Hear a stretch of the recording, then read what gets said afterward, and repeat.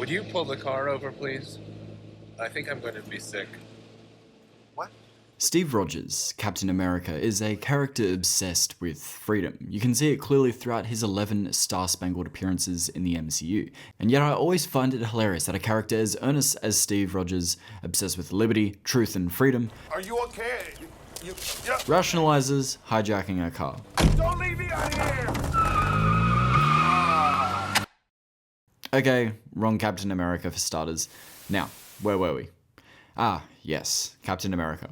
Now I know this video may seem like I'm treading on hot water right now. The US election is a contentious time for many, but this video, this deep dive into Captain America, was brought up due to the upcoming film, Captain America: Brave New World. This video is about morality, American exceptionalism, patriotism, and how it's defined. It's about Steve Rogers and what makes Captain America great. It's true that the Star-Spangled Man with a Plan is a pretty great guy. His values are truth, justice, liberty, and freedom. He's fearless, earnest, and warm, and takes no pleasure in violence, often using it as a last resort. I don't want to kill anyone. I don't like bullies. This is why you were chosen. What this results in is a good man. A good man. Now, out of these many values, there's one that I want to focus on: freedom. Freedom is super important in this day and age, and especially online. That's where ExpressVPN come in handy. Like Captain America, you need a shield, and ExpressVPN are exactly that. With ExpressVPN, all your internet traffic zips through an encrypted tunnel, keeping your IP hidden and adding that important layer of protection. It also maximizes your freedom online, being able to change locations in just 3 clicks. Getting access to geo-restricted content from over 50 streaming services, including Netflix, Amazon Prime, HBO Max, pretty much anything you can think of. Want to watch Madam Web on Netflix Australia? Well, looks like she's weaving her web a little too far away because it's not available here. Time to switch over to the US with ExpressVPN and enjoy. It works on everything: Windows, Mac, Android, iOS, and get this, one subscription will cover up to 8 devices so every Avenger in your household can be protected. Now, like Doctor Strange, I've been able to work some magic and I've sorted you guys the best deal ExpressVPN have ever put out. We got a deal that will give you up to 48% off, so that's $6.67 a month plus 3 months completely free. There's also a 30-day money-back guarantee plus 24/7 customer support to help you out. I'm not online these days without a VPN. We all need a shield like Captain America to keep us happy watching the Star-Spangled Man with a Plan kick ass. You can check out ExpressVPN with my unique link in the description to get that discounted price. Now, thank you to ExpressVPN for sponsoring this video and for protecting my lovely viewers. Now let's double down on exactly that: freedom. Freedom has always been a fundamental characteristic of the character. We can see that as early as his inception, fighting for freedom by punching old Adolf Hitler on the jaw in the cover of Captain America #1. From day one, Captain America shows that he doesn't like bullies. I don't like bullies. People that encroach on others' freedoms, that dominate and stand above others. The last time I was in Germany and saw a man standing above everybody else, we ended up disagreeing. This is something we'd see in later movies, but I'll get there in a sec. I got no right to do any less than them. That's what you don't understand. He's a character that begins with a chip on his shoulder, something to prove, to show how great he can be. Because you got nothing to prove. But where does this exceptional attitude come from, to do the greatest good you can? Well, this is found in the foundations of American exceptionalism. The notion that a very specific set of values is what makes America so great, unique, and exemplary to other nations. It's Steve's desire to embody these values that makes him feel worthy, to feel whole, to give truth to those that need to hear it. But I think it's time you know the truth. Justice to those that deserve it. I can do this all day.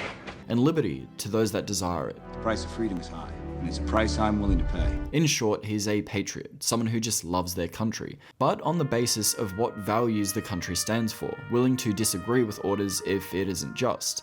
In short, he's proud of what America does. But here's a question: what happens when you're not proud of what your country is doing? Well, this is what we find in later movies and something the Falcon and the Winter Soldier explores: nationalism. Nationalism, unlike patriotism, is the idea that the individual is proud of the country no matter what it does. Nationalism is great for galvanizing a country, but it does present its problems. Enter John Walker, a nationalist.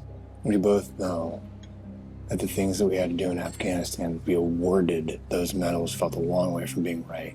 John routinely uses the American flag, the Captain America mantle, inappropriately, abusing the power afforded to him to exact his or America's will on the world. This here, the idea of policing everyone, is the dark side of American exceptionalism. Do you know who I am? People like John believe that America is inherently greater than the rest of the world and must act as a voice of authority. John is a fantastic character to hold up to compare to Steve, because in highlighting what Captain America isn't, it only further highlights what Captain America is, what Captain America should be. Because a strong man who has known power all his life may lose respect for that power. Steve fights based on what's right. John fights for America's interests. Steve questions orders. John blindly follows them.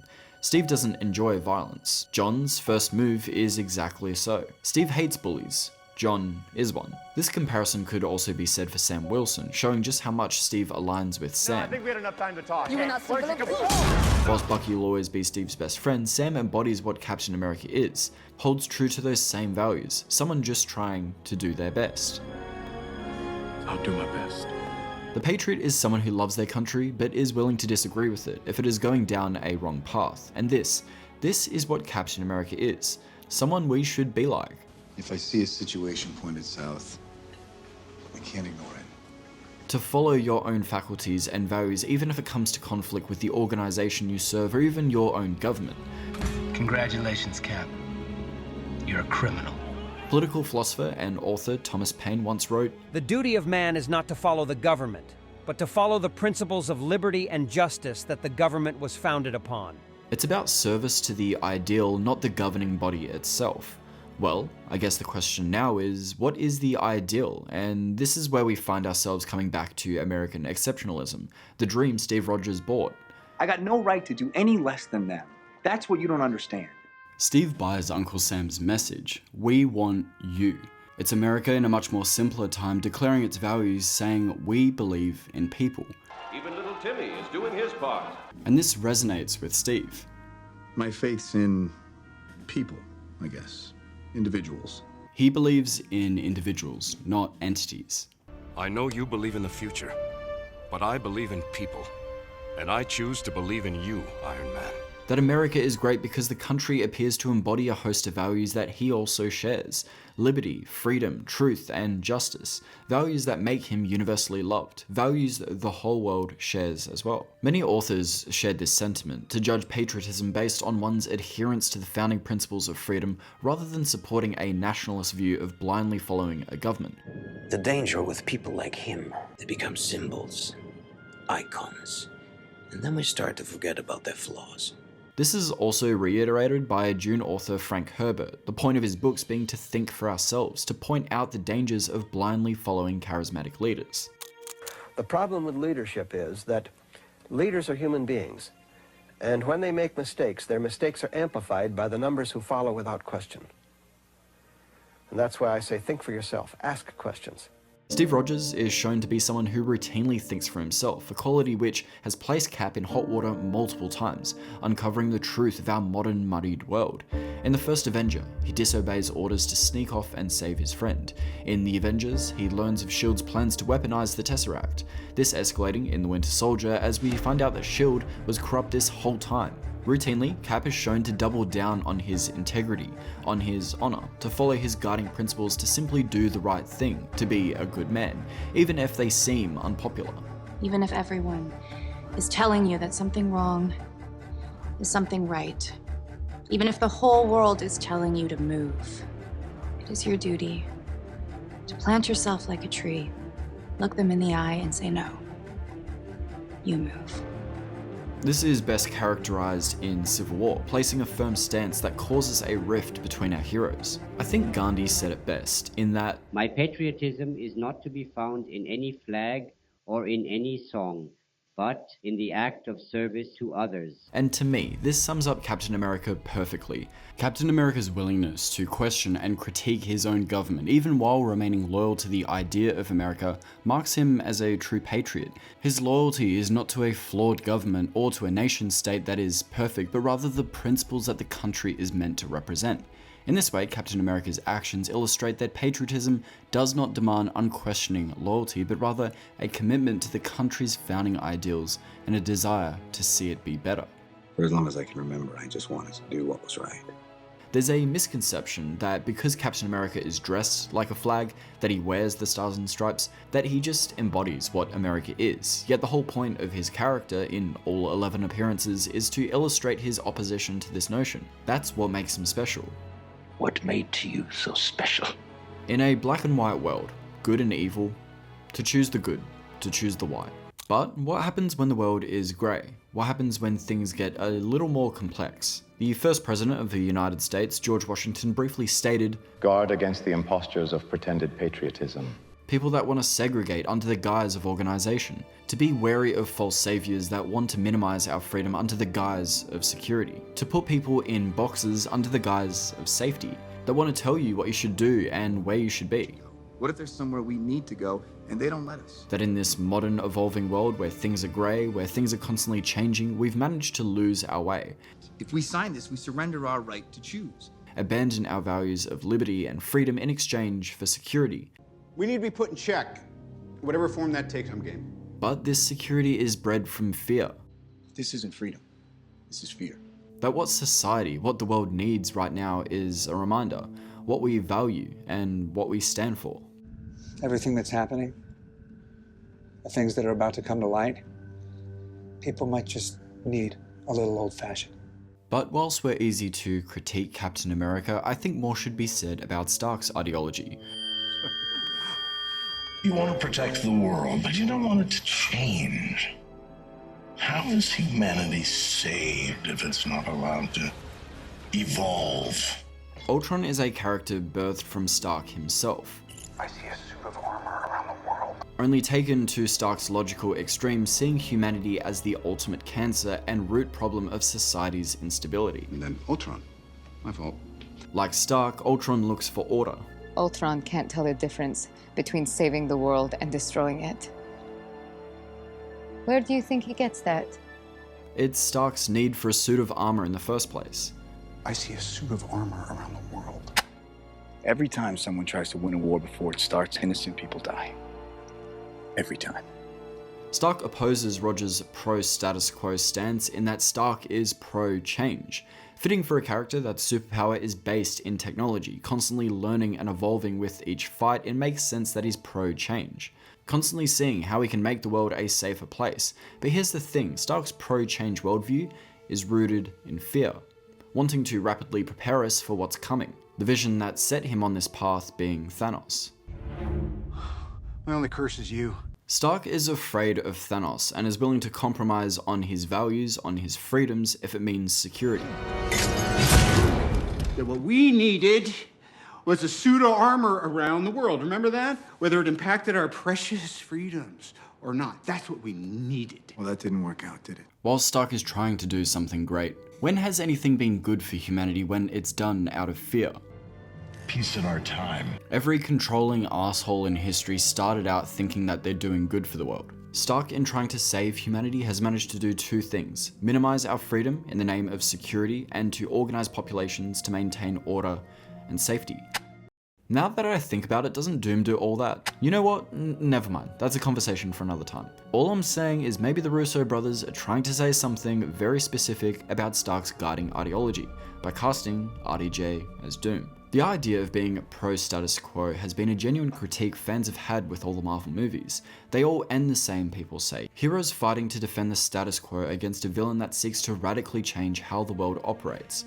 And Captain America is the greatest proponent for this notion of being pro-status quo, seeing as he fought against literal Nazis. Fighting against a group who literally sought the ultimate amount of control.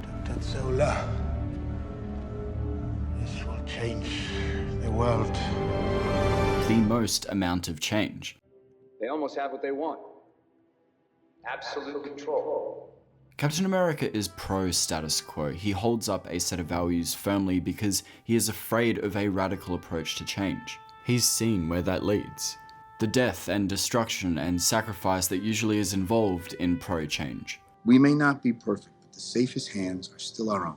And that's meant himself and many others that are pro-status quo have come under a lot of fire. But what happens when someone who is pro-change, someone like Tony Stark, wins? One episode in Avengers: Earth's Mightiest Heroes shows exactly what happens when Stark achieves that security, that suit of armor. A world under the thumb of rule, Stark's rule. Congratulations, Iron Man. You did it. You fixed the world. Granted, he was under the influence of the Purple Man, but still... And everything Purple Man had me do, it was all inside me. They were all ideas I had. Stark's ideology can't possibly work long term because to put a cage around the world and call it security, I see a suit of armor around the world. Doesn't stop it from being a cage. Sounds like a cold world, Tony. Being pro-change is alright, but being radically pro-change is problematic. By holding a gun to everyone on Earth and calling it protection. That's how you end up with Nazis or Killmonger or even Thanos. You don't know what you're talking about. Stark's not crazy. He will do anything to make things right.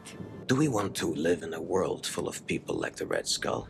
Stark's ideology can't possibly work. It's an ideology that has no end, because tomorrow is always tomorrow away. Everything I did, I'll fix, but it'll never be enough. A futurist that's always thinking of improvements will always think of ways to make things better. I'm supposed to be the futurist, working to build a better tomorrow. What I did?